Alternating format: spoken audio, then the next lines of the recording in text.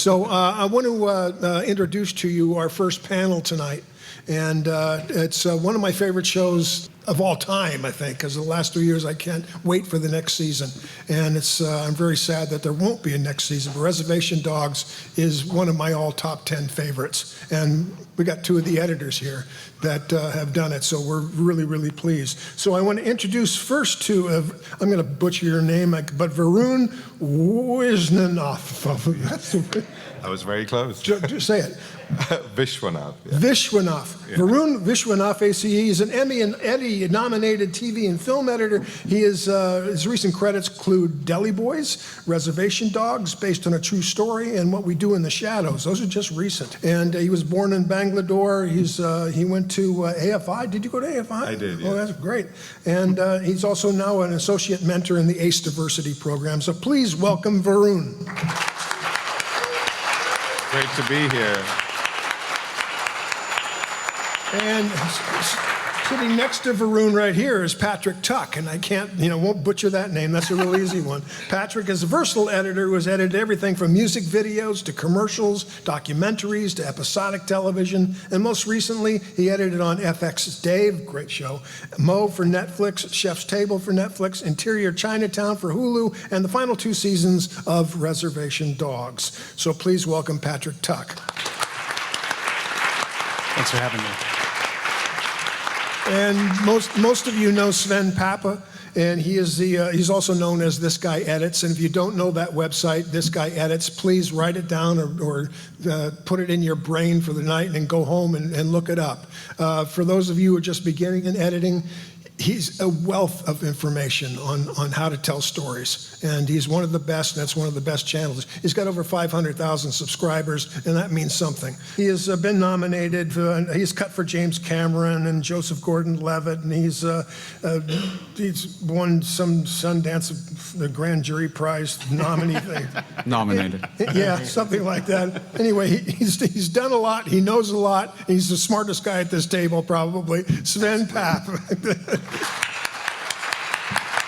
Thank you, Michael. He's going to moderate, so I'm going to take off and let these guys show off the Reservation Dogs, and I can't wait.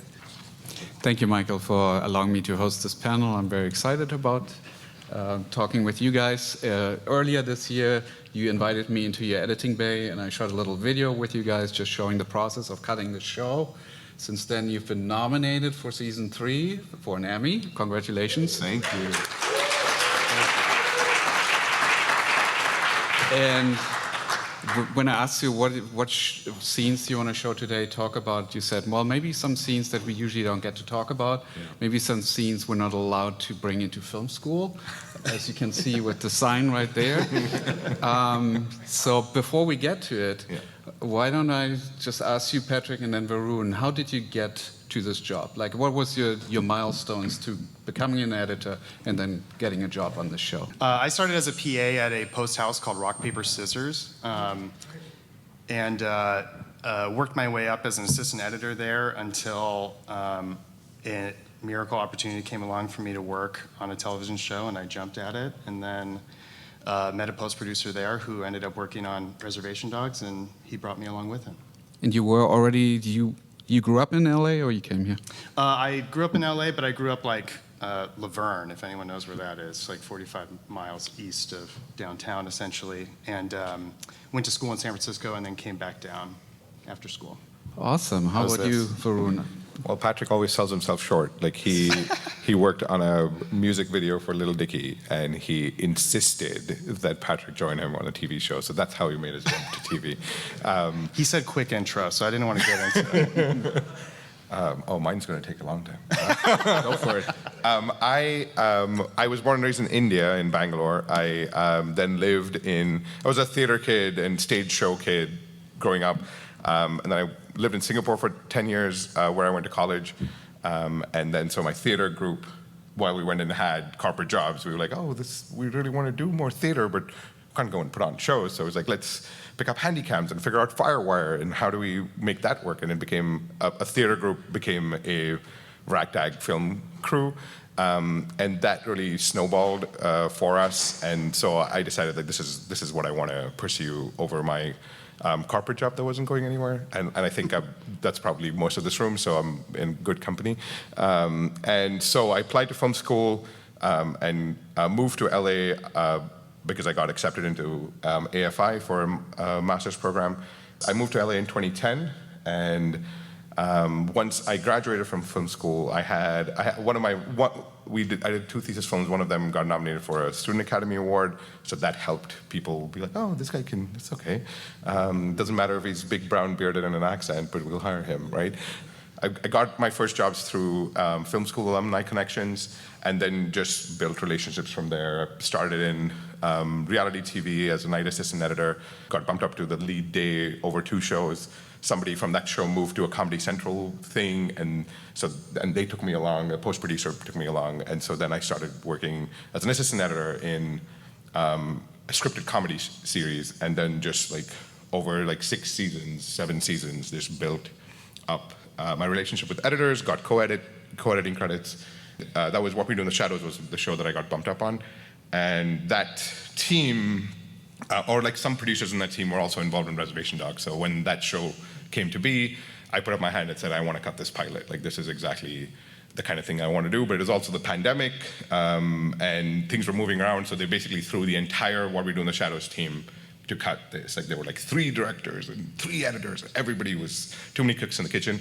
But it got me my first full, like Reservation Dogs season 1 was my second full season of editing, being in the editor's chair. I'd done co-edits before, but so I was on the show from the pilot all the way to the finale. Yeah. Cool. Patrick, did you mention what was the final link to Reservation Dogs? How did that happen? The post-producer I worked on for Dave's season 1 ended up working on Reservation Dogs season 2. Right. And we went through hell on that show. And so I think we both have a special place in each other's hearts. So I think he was like, I think I want Patrick to come along with me to the show. And I was already a massive fan of the show, actually. I had watched season 1 that... Yeah, Patrick messaged me on Instagram, like, after watching season 1, being like, I really like your work. I reached out to your agent. Like, it was a very, like, I was like, hey, cool. And then 3 months later, we're working together. It was pretty great. You're going to get a lot of Instagram messages after this. All right, very, very cool. Yeah. So we're going to start off with this scene, and Varun, you cut this scene, right? I did, yeah. Do you want to set it up a little bit? Yeah, this is going back all the way to season 1. This is episode 103, Uncle Brownie, and this is the scene where we meet Uncle Brownie for the first time, for those of you who watch the show. And the only thing you need to know before this is, like, our main crew is looking for somebody to teach them how to fight because they have beef with their rival local teenage gang.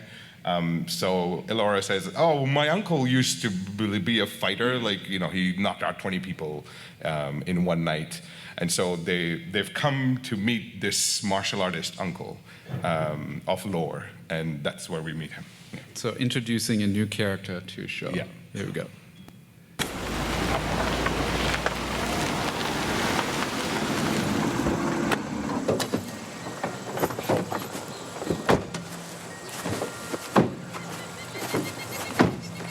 Ultimate shapeshifter? Yeah, I'm not going to the door. Hey, Uncle! Oh, fuck. Hell no, not an owl! Oh my God! Yo, that's not a good sign. God damn. Yeah, I'm no. gonna have a heart attack. Oh, I told you we shouldn't have came here, man. Uncle Brownie! Where are you taking us, bro? Uncle! The sign says stay out, fuckers. Oh, Uncle, it's me. It's Alora Dannon. Who? Alora Dannon, your niece. And I'm Mad Mardigan. Sure we at the right place? I'm Cookie's girl. Remember? Oh, nephew, cousin, niece. You're not so little no more. I didn't recognize you. I'm sorry, I don't have no money. See yourselves out. Oh, we don't want any money. Well, regardless, you gotta leave. It's not safe for kids. There's traps and bombs and all sort of things hanging around here. Too dangerous. You a shapeshifter? Fuck you, safe. Well, you lay that on me, that bad medicine comes out of your mouth and squirts all over my face. Maybe you're a shapeshifter.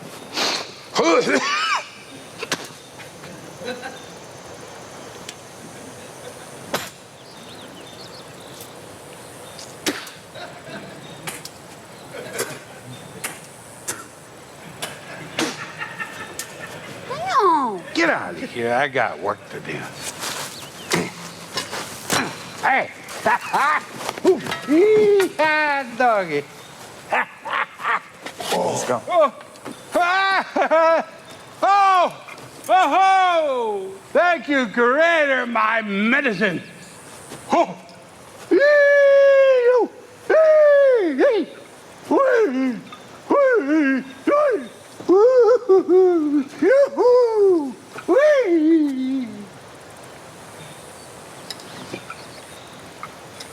It's really good old stuff.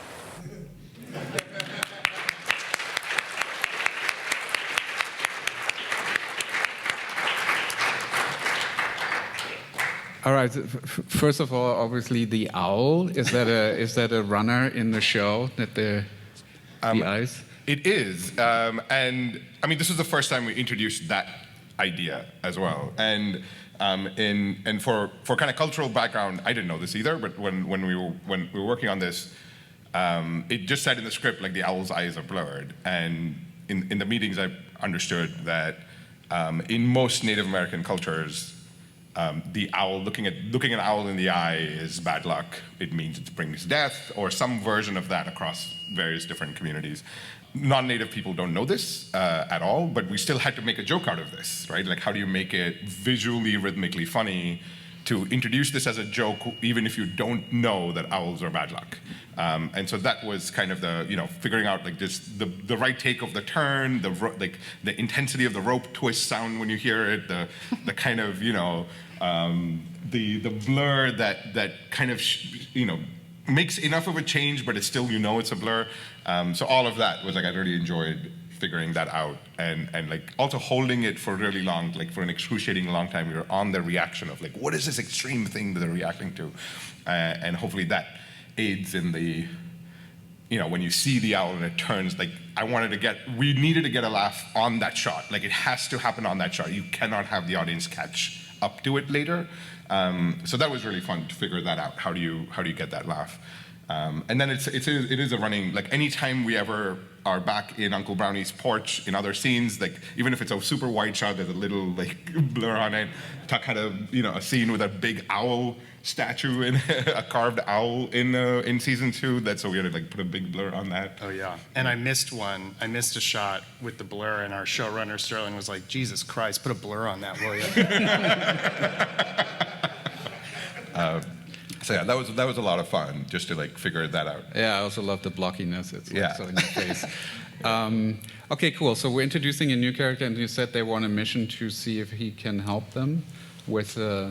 Right. Yeah. Bear. Like the scene is not about that at all. Not yet. Like it's Okay. he's asked them to leave, but again, the joke at the end of this is Okay. like he's asked them to leave, but then after the commercial break, we come back and they're all sitting inside. So it's also them kind of gently. It's the younger kids steamrolling the older generation man who has nothing else to do. Yeah. So that kind of establishes their relationship. Yes. And this intergenerational relationships, especially as skip generation relationships, and with people who are not really, like, you don't know if you're actually connected by blood. It's just these are the people in the small community that are just family. And that is a recurring theme in the show that comes back a lot. And a lot of unlikely people are put in conversations in our show. And so this is kind of the introduction of like, oh, we're gonna do this, pay attention, hope you have fun. So that was a big thing here as well. And I think Gary Farmer like played this was the first scene that he shot. He played it really kind of almost like early stage dementia, like senile, right? And so that was something that I decided, even in the editor's cut, to like pull back on. Like, I'm not gonna let him have his pace. Like, so you'd almost see, like, you never see almost a full line, or there's only like 1 or 2 places where I'm like, okay, his silence between 2 lines, or the timing between 2 lines was good. So that those things I was just like, okay, I like these, I'm gonna keep those in there so that we can have some run-on lines. But almost everything else, I try to play as much off camera or like half on him and half Yeah, off him. and I remember you were talking about the spitting game, that you made Oh, it yeah. more than it originally was. Yeah, the spit, I think he was only meant to spit one time. I think, what did you say? You called me a shapeshifter, and he spits, and he just tells them to get out. And on set, when he spit, Willie Jack improv, and she spit, and then he spit again. So it was 3 was the most that they did in any take. Like 1 from him, 1 from her, and 1 back. But then when I was putting it together, I was like, I'm going to use every take, every angle, and just extend this excruciatingly long, and just set up this relationship between the two of them. Like Willie Jack and Uncle Brownie, like they don't actually have a lot of scripted lines together in this episode, but this episode, the spine of this episode is kind of there back and forth. And it's so much of that is just improv, and so much of that is both of these characters reading between their scripted lines, and like connecting with the other people in the scene. And she's always, like, I think this episode is where she also came to her own of, like, I'm just gonna improv and quip at everything. Just be the, be so accessible as the audience's perspective in so many situations, even though she has such a strong presence and strong perspective herself. But she really gives the audience a conduit to be like, huh, what? And her reactions kind of guide us into what's funny. And I think we were asked this question in another event, like, who do you like to cut first? And for me, it's always Willie Jack. Like, any episode comes in, dailies come in, here's 5 scenes, which one do you want to cut first? Willie Jack, always. Like, it always is rejuvenating to you, to make something work with her, and she always elevates it. Yeah, she's so natural, and Yeah. like, it's cool to hear that you feel like that's where she became Willie Jack, essentially, Yeah, and sort of. That's really cool. At least from the perspective of what we saw in the footage, like, Yeah. that's where she really became that this is the Yeah. beginning of her becoming this character. How cool. Who punctuates the show, every episode that she's in, she's the punctuation. Yeah. Yeah. There's this really cool moment with Gary Farmer where he says something like, this is no place for kids, but there's like an insecurity to it. Yeah. And I thought that was really interesting. Just watching it now, it hit me of like, it almost feels like, he's a hermit and he knows Yeah. that he's not suitable for children. And Yeah. so he's sort of saying like, you shouldn't be around me sort of Yeah. thing. But he's looking around his surroundings Yeah. instead of, but it really is like pointing towards himself. Right. I was wondering if that was like, intentional decision. And I feel like the show itself, sort of what I always loved about it was that it's a comedy, yes, but a lot of everyone is believable and everyone Right. feels Yeah, yeah. real. And like, that is a perfect moment to me. Yeah. That sort of encapsulates that. I don't remember if that was a deliberate choice. Just happened to be the take I picked, and I'm glad it had more meaning than I intended. But it was challenging to like find the right pace for him. So Yeah. I feel like I might have kind of fallen backwards into a good choice. It's a great choice. Very cool. One last question, that what you were talking about, like you made this a bigger moment. Is that something you presented to the showrunner, director right away, or is this something that came later? That was in my editor's cut, and Okay. I actually had 2 more spits. And again, this was the first after the pilot. Like episode 2 and 3 were the ones that the network was noting together, and they were really, especially in season 1, they were really like, no, you've got to make it 22 minutes, like 23 minutes. Like, we're going to lose people. This is something new. You don't know how much attention you can hold. And so they were really like almost until like 207 or 208. They were really tight on like cut it down. So even the ending when he dances with the thing after he finds it, it was much longer. But even we realized like it was too many jokes in this scene, and so that had to be something much quicker. But we needed to establish that he pulled this thing out and he thinks this a whole jar of weed is the best thing ever, because that is plot-wise relevant later in the episode. So we had to kind of find the quickest way to get that goofy dance done, and then have him kind of celebrate his old dank weed. Yeah. Yeah, I just want to say, I know the question came up earlier of like, is it common to have multiple versions or like put your version forward? To me, it's vital. To me, like in scripted at least, it's like, if I don't do that, then I think they kind of look at me as like the puzzle piecer. And I want them to look at me as a partner in the storytelling process. And I think part of that is by surprising them with that first cut. And yeah, obviously you have the backup of their version of whatever that is. But yeah, like I feel like the spitting is a perfect example of that, right? Yeah, no, especially like this was the first new director on the show that I was working with. He used to edit to make money, and he was like 10 documentaries deep at that time. And I was like, I am presenting my first editor's cut to an editor who's directing. And so I was just like, oh, I have to make this as I have to put my stamp on it. And Was it Black Horse? It was Black Horse, yeah. Oh, and he loves that kind of shit. Oh, I mean, I was so nervous to present it, and then the next morning he came on Evercast and said, "Let's just watch it together." He hadn't had time to watch it, so we just watched it down on Evercast together. And I had to pause it so many times because he was laughing off his chair, and I had to like, okay, like go back another scene and like watch it again. And that was the most like gratifying thing. It's like, okay, like I get it, they get that I get it. I'm okay now, and that was a big like momentous thing. Yeah. Cool. All right, we're gonna move on to the next scene, and this is one that you cut, right? You wanna Yes. set it up for us? Yeah, this is from the episode Mabel, which is in season 2, episode 4. To set it up, Alora found out at the end of episode 3 that her grandma is dying, and I don't know. Is there anything else I should set up about that? Yeah. I think that's kind of it. There we go. And she doesn't have any other family. Yes.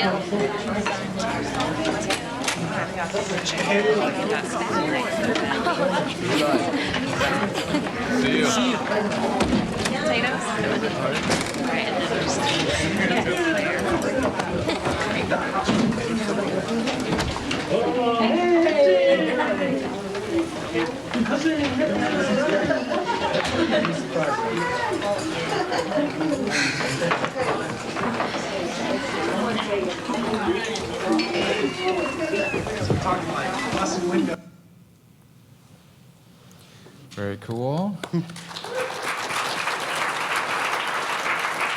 So, Patrick, would it be fair to say you have an affinity for sound and music when you work with editing? Do you want to talk a little bit about that? Yeah, I mean, sort of my goal is always to create connective tissue between things, no matter what, you know, whether that's with music or with sound. And, you know, I wanted to show this clip because I feel like it juxtaposes Varun's clip in a lot of ways because it's not really funny. You know, there's nothing funny happening, and I think that shows a lot of the beauty of the show too. Is that it can do both, and yeah, I was really inspired by the script when I read it, and part of putting it together, I felt they had originally shot it where it was just going to cut to the hospice nurse pouring the thing, and the title card was actually going to come later. But I felt like the tea kettle really sort of encompassed. That tea kettle doesn't make any noise, by the way. So I put the tea kettle sound in there, which I know is not like a new, I'm not doing anything new here. I'm not bragging about the tea kettle and anxiety, okay? But I think, to have it go through that, it did encapsulate what Alora is feeling, and then to reveal that it's a hospice nurse who's making the tea is what sort of gives it nuance, and made it fun for me, and I again, showed that in my rough cut, and they loved it, and it's really fun, Also, the FX Presents, while I was watching the dailies, I kept hearing this distant train sound everywhere they shot. And I just thought there was something really interesting symbolically about that, about going off to the afterlife. And also I grew up not that far from train tracks, and I would hear the train all the time. And so it immediately gave me this sense of home. And this is Alora coming home. Usually she's running around out and about with her friends, and you don't really get to see her at home that much. And this is a whole episode where she's there the whole time. Yeah. So. When does the tea kettle start? It's right around there, yeah. So right around here. What I really notice and love, and it's something that I've been doing since we first met, and you showed me something similar, where the sound starts and trails into a new scene. Just really doing it as a transition. So maybe we'll play that a little bit, because you don't know, if you don't know, that that's what's happening emotionally. Yeah, totally. So it's probably here, right?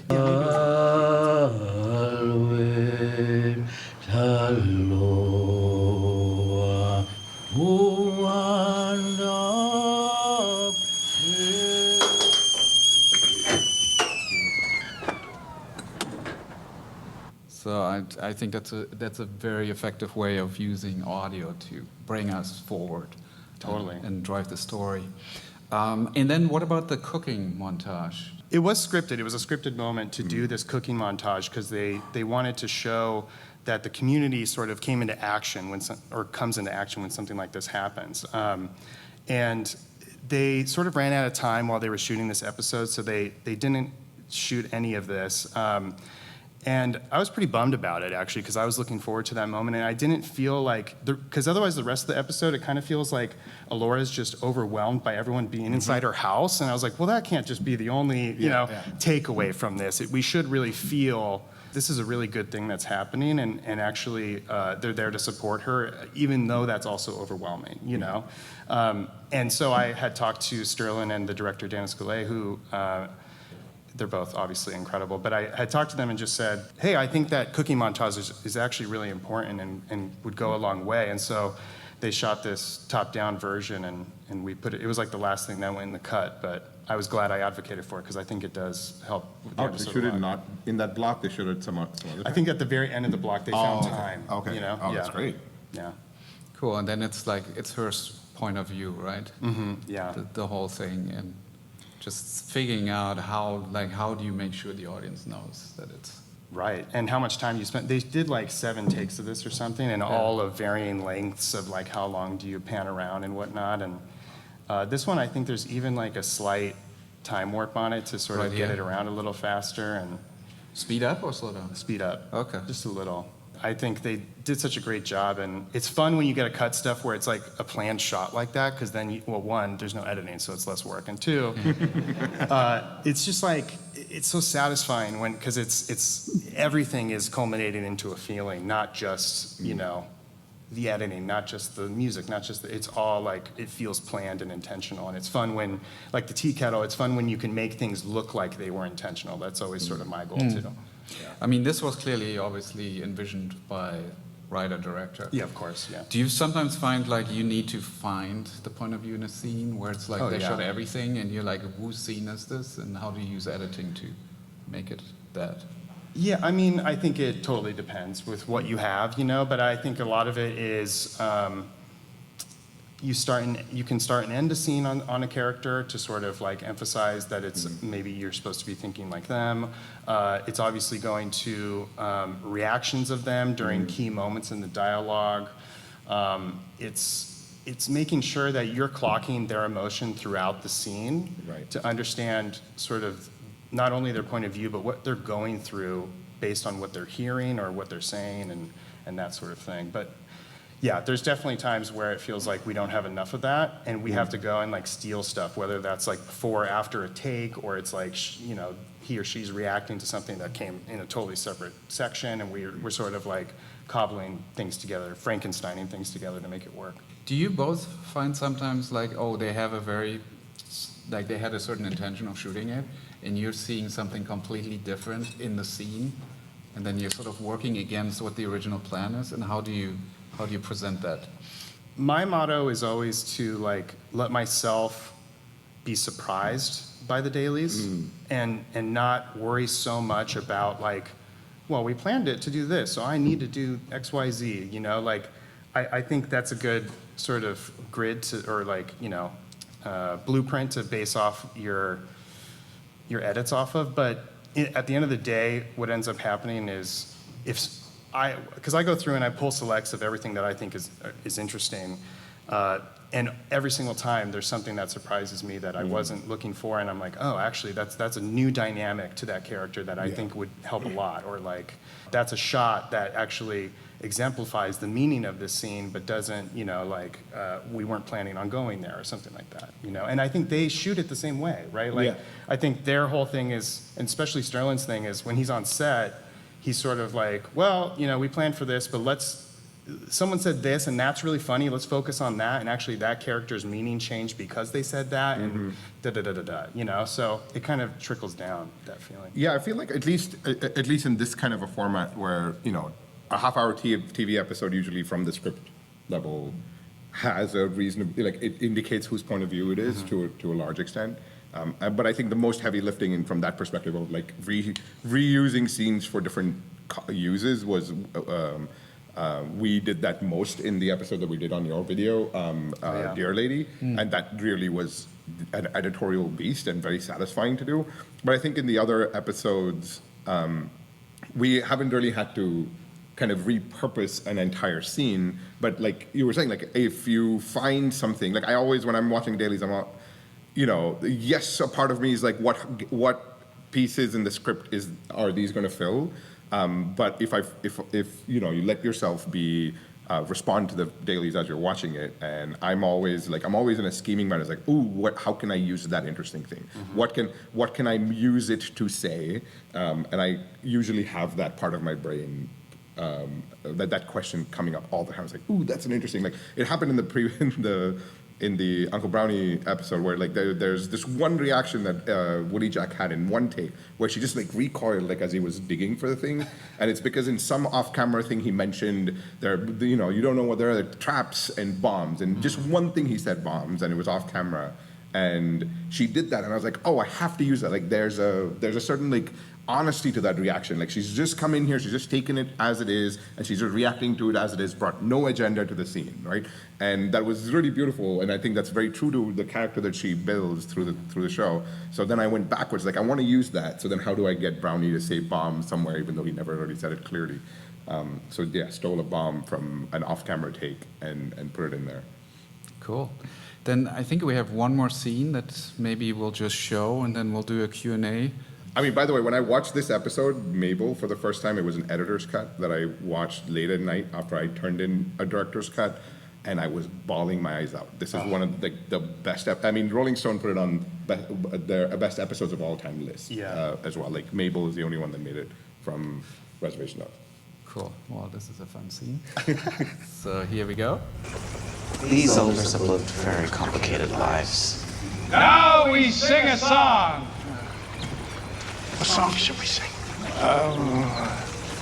An old song. Yeah, An old one. And then the water will just take it away. yeah. She's a good girl. Loves her mama. Loves Jesus and America too. A good girl. Fuck, I know the song better than these guys. It's a long day living in Reseda. There's a freeway right through the yard. I'm a bird boy, 'cause I don't even miss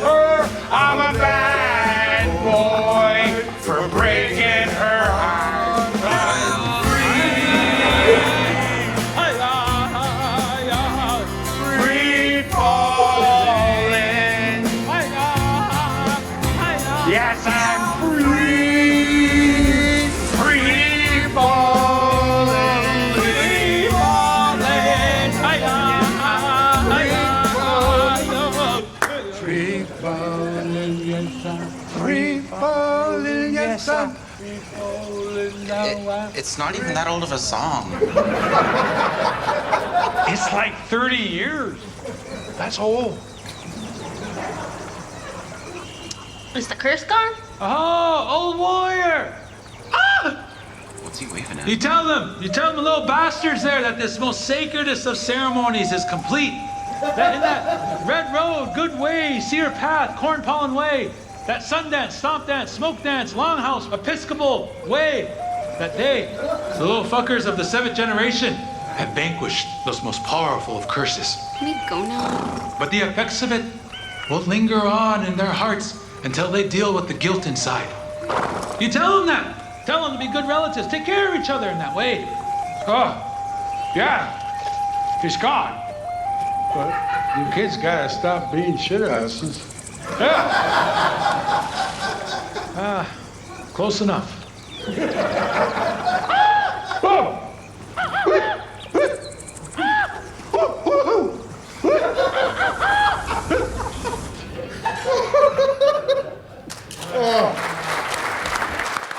It's a masterpiece of a scene. It's a masterpiece of a scene. Oh my God. If I had a reel, it would just be that scene. And I hear you guys made them get the song. It wasn't originally planned. Yeah, originally they shot it because they didn't think they could afford the song, so they just shot it with Gary Farmer and Wes Studi just like bumbling through the song and Spirit chiming in here and there. And when I was putting it together, I was like, I think I can actually space this out a little bit, because they're not singing it like well at all. They're like really fucking it up. And I was like, I think I can get it to work. And so I did it and sent that as the rough cut, and Sterling was like, oh, we're gonna have to buy this song. Put our music soup through hell, but she did it. She crushed it. Very cool. All right, so we can take some questions for you guys. Go ahead. Okay, my name is Shane. I'm stateless in Liverpool. I was half raised on a reservation when I was younger, so this show really resonated with me. The two questions I have is, what's it like studying a culture that's different from your own? But the other one would be, were the network notes, did they, I'm really curious if the network was like, we don't know what's going on, or did they try to go, why are you doing this, and did Sterling play back and stuff like that? Yeah, so the question was, how was it to work on this native show while we didn't have any exposure to the culture, and we are not Native Americans? And the second part of that question was, wait, say that again. What was network notes. Network notes. Yeah, were the network notes would indicate that they weren't getting the humor, and did they ask us to change that in any way? In terms of being not from the culture, there wasn't anything we could do about it, but all we could do was really listen as much as possible. For me, I brought some of my personal experience of being from a colonized people. I have a lot of similar patterns of like, so so some of that I brought in, I could relate to from my cultural background. But in many ways, like, the show really focuses on relationships between people, and that's something that we all have our own investment in relationships between people, and also a sense of belonging. Like, that was where, like, I'm an immigrant. I've lived in many different places that are not what I call my home, where I come from. So this idea of like belonging, who do you belong to, where do you belong to, what is a community, all of those things are ideas that are, kind of constant in my mind. And so that was something that I could really bring to this, like, oh, let's show this group's sense of how they're shaping their sense of belonging to their people. Because in season 1, they really are like, we're gonna get the fuck out of here, and season 2, that changes, season 3, that changes, and there's a developing idea of belonging in all directions in this community, and that was something that I really brought to it. But the rest of it is like really like it's beneficial that our directors, especially Sterling, coming from kind of their indie roots and improv comedy roots, they just roll takes, and you can hear like, directors' directions when they come in, do a reset, the camera's just running, and they come in, they say something. So I feel like we got a sense of this is how your kind of filter works. This is how your algorithm of comedy works, and these are the choices you make based on, you know, as things progress in how you improv a scene or you improve a scene on set.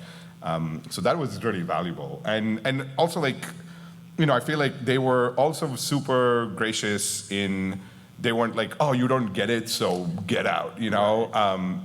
They were. I mean, this whole show is a very gentle and exercise in saying, hey, come on in, we'll let you into this culture. And I think they really embodied that in the work culture with us. I guess, like, we were the only significant, like, department heads who weren't with production. They shot in Oklahoma, so that was we did have to kind of bridge that divide for ourselves. But they made it quite easy, I would think. Yeah, and as far as network notes, I don't know. We never really got much pushback. If there was a joke that they didn't like, and Sterling was like, no, like, everyone I showed that to cracks up, then it stayed. Yeah. FX is pretty good about that, about trusting their creatives and stuff. So, I mean, sometimes there were notes that we were like, that's so dumb, but you're just always going to get those. But no, it was very, very rare. FX is actually a very great network to work for. Yeah. I mean, I've done 5 seasons with them. You've done 5 seasons with them on different shows, and I think that I mean, sometimes you get, like, it's a last round of notes, and it's an episode that didn't have a lot of notes, and you get a silly note, and you're like, the intern wrote that, you know. But other than that, like, if I could recognize the voice of the person who was writing it, and having worked on the show for, you know, having worked with the same execs over 5 years, you know, I kind of started seeing, like, oh, that's a John Landgraf note, or like, that's a Kate Lambert note, and you would be like, okay, I know that's coming from a good place. But they never, I don't remember them ever saying, oh, we don't get this, so you should cut it out. Yeah.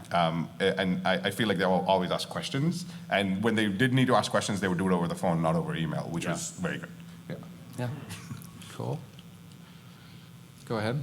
How many cameras rolling, and maybe on average, how many takes are you getting? I would say most of the time, like 70 to 80% of the time, is just 2 cameras. Yeah. The rest of the time, it's usually 1 camera. And I would say, I mean, unless it was like one of those Steadicam wraparounds that needed to be choreographed, you would get like 7, 10 takes. Yeah. But I don't ever remember getting more than 4 or 5 takes. No, they were very intentional with their shooting, and very much like, they were just so good at getting people to open up quickly and getting improv out in a great way that it saved them a lot of time, actually. And they didn't have that much time to shoot the show. Oh yeah, the season 1, they shot every episode in 4 days. Yeah. Season 2, I think, was 4.5. Yeah. And season 3, we finally got 5. Yeah.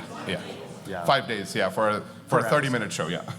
Yeah. I mean, they would do 2 episodes at a time. Right. So actually, like, one of our best reviewed episodes that have gotten on a lot of lists, which is episode 209, Offerings, which is in the prison visitation scene with Woody, Jack, and her aunt, that was shot in 3 days because they needed 5 days to shoot the finale because they were traveling. They had to come to LA and all of that. So in that one block, they gave one episode 3 days, the other one 5. And I mean, that was just like full day rolling take. Like, set up an angle and just roll the take for like an hour, and then set up another angle, roll the take for an hour. So that was like a nightmare for my assistant editor to script. I would not have gotten through that episode if there wasn't script synced in Avid. Yeah. I think AFI shorts have more days than that. Yeah. Oh, yeah. AFI short film, thesis films, for 15-minute films, they get 6 days. It's really? Kind of nuts. Wow. Okay. Any other questions? Go ahead. Oh, 5 days, I think, yeah. Oh, yeah. As an AE, I'm curious about how you script things. Like, did you write out all the alt lines, or did you just kind of color code when they went on a run and just did takes? Yeah, so I tend not to use any color coding in my script sync, and I use script sync, and Patrick doesn't, and that's a we could talk about that for hours. I'm a freak, kind of. I don't use color coding on script sync. What I have my assistant editors do, and I developed this while I was an assistant editor in improv comedy shows, is I would have them script by topic. If they said, okay, they're talking about owls, so in any run of any take, if they're talking about owls, I'll have it marked. So I try to set it up more for it when I have to go back into the scene at a later stage with a producer or director, what would I want to have easy access to? Like, how would I want it easily accessible? Usually it would be like, let's recut this owl thing, so then I want to be able to find all the owl bits together, right? So that's how I try to have my assistant editor organize it. And the full transcription, like I remember trying it before, but trying to stay true to the idea of like everything is fully transcribed, what happens is like the related bits and different takes has become in different chunks in your script. So so when you're trying to recut a piece, a joke, or the improv joke at the end of a scene, like it's very hard to kind of navigate the script to be like, there's an owl here and there's an owl here and whatever. So yeah, I find it easiest to navigate if you kind of like chunk them into topics. If they have the same run in multiple things, then you can make something out of it. In the YouTube video on This Guy Edits, both of them actually show exactly how they do it and like how they do it on the keyboard and in script sync. So I would recommend watching that out for sure. Okay, final question if we have one. Okay. Well, thank you so much, guys. All right, thank you. Thank you. Thanks for having us.